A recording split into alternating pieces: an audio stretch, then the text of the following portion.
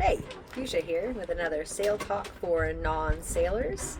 Tonight I'm going to show you Spindrift's kitchen. It's a good time to do it because I have a ritual I've started. I call it Operation Quiet the Galley. After a hot dinner, you know, there are dishes and different things like that, and it's tempting sometimes to leave stuff out, maybe leave dishes in the dish drainer, and the galley is the source of most of the sounds on the boat. Right now it's actually pretty quiet because put everything away. So this is boat clean. It's not influencer clean, but this is actually what I do with my kitchen every night. So let me show you the kitchen. So I've got this cutting board here. I did not make this. Tyler, who used to live on the boat before I bought it, made this. It's got a block on it. You can keep it from sliding. Right now it's not really set up to not slide. This tap right here is a saltwater tap. Operates with my foot. And so we clean with salt water as much as possible before we use the fresh water when we're out to sea. So a lot of quieting things on a boat is just jamming things together. So right now I have the coffee pot, the tea kettle, and both kinds of dish soap are down in the sink, but they're not during the day. This is for at night. And then the dish drainer, I've got it on top of a towel to keep it from sliding, and of course it's empty. And this is actually here on purpose because otherwise the dish drainer can really do that. It doesn't do it so much when there's a jug there. The stove, I gotta talk to the maintenance girl about making it so that I can lock the gimbal. So right now the gimbal doesn't lock. So right now it's not moving very much. Sometimes it moves a lot, so I make sure that any pan or anything that's left on there is locked down. Over here it's no accident in the galley that like there are these ridges. It definitely, because stuff will slide back and forth across the galley. I mean like a lot.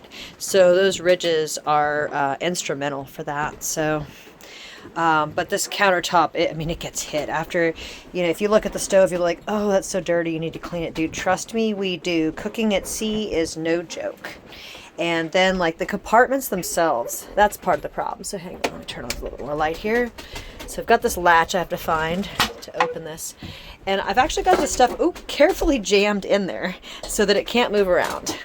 Any compartments with loose things, and I make sure that all these latches are tightened back down.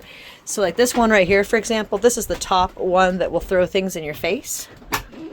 And you can see I've got like bowls and glasses and things in there. Again, so this isn't just because I have nowhere to put the stuff, it's because that's how tight I have to pack it to make sure that it's not going to wake me up in the middle of the night.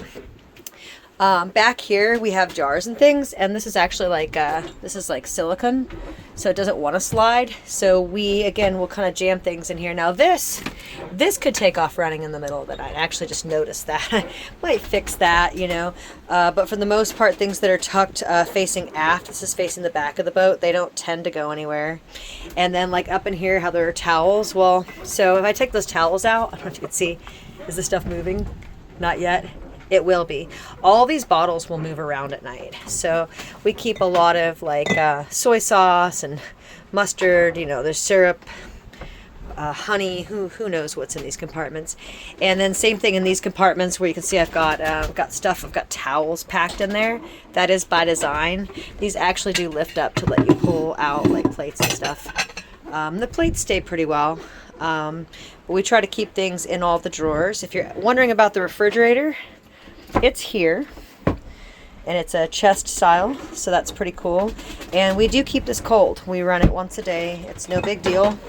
And the freezer, we don't run it enough to keep it frozen, but we've got drinking water in there right now, and probably some rum. Can you hear all the clanging? So you can tell I do not have all the compartments completely quieted, but they're pretty good. So it's pretty easy to cook in here because, you know, pots and pans are down there, dishes are up there. We've got different spices and sponges and different things there. We keep coffee and tea supplies up there. All the drawers have stuff in them. The knives actually live down there. And when I first got the boat, I thought, well, that's scary because, like, couldn't you stab yourself in the foot or something? I don't know. It's never actually happened. And then all these little drawers are just full of stuff. And again, you think, well, wider drawers would be nice, bigger drawers. No, these narrow, skinny drawers, they actually keep the stuff good.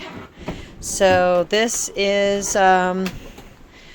what the kitchen, a working kitchen that cooks 2 hot meals a day for a crew of 4 looks like. I keep my toothbrush up there. I brush my teeth in the kitchen because the bathroom smells. I don't know what the boys do. I think that they brush their teeth in the bathroom. I think that's crazy. So I keep mine in the spice rack.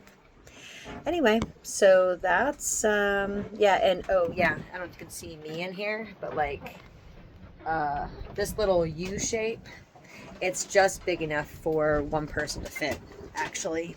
And then it has these little D-rings. There's actually a strap. You can actually strap yourself into this kitchen so that you don't lose it. And we also have that little grippy rug there. So, and then this window right here cannot be open when you're cooking, and nor can the companionway in most cases, because the wind will blow out the flame on the gas stove. Oh, my oven. Everyone wants to see the oven, right? Isn't it cute? Yeah. Cute little working oven. It's very nice. We use it. My gosh. The struggle is real. Anyway, so that's what a boat kitchen, a sailboat, little sailboat kitchen looks like. Hope you enjoyed.